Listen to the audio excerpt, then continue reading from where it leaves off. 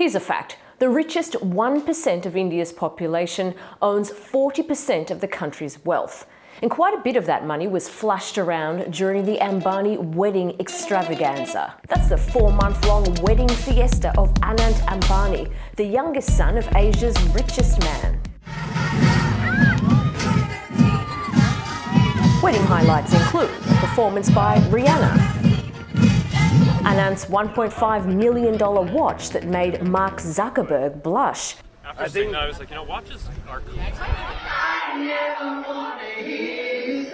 The Backstreet Boys on a boat.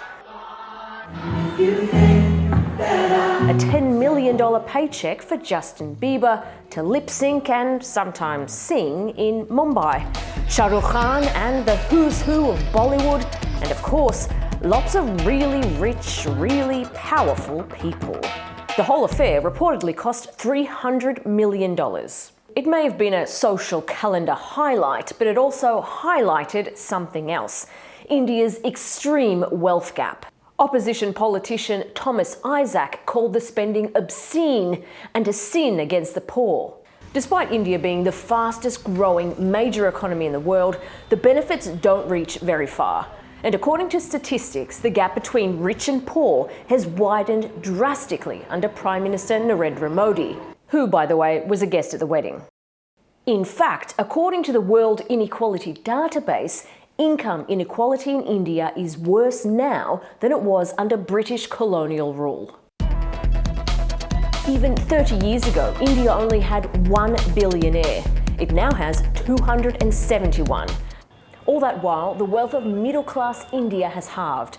And despite many people coming out of poverty, around 1 in 8 live on just over $2 a day. That's more than 180 million people. Oxfam says India's rich have cornered a huge part of the country's wealth through crony capitalism and inheritance. Back to the wedding. The final 3-day wedding ceremony was held in Mumbai. And not far from the festivities is a place called Dharavi. It's home to 1 million people and it's Asia's largest slum. Life there is just a snapshot of the country's growing poverty.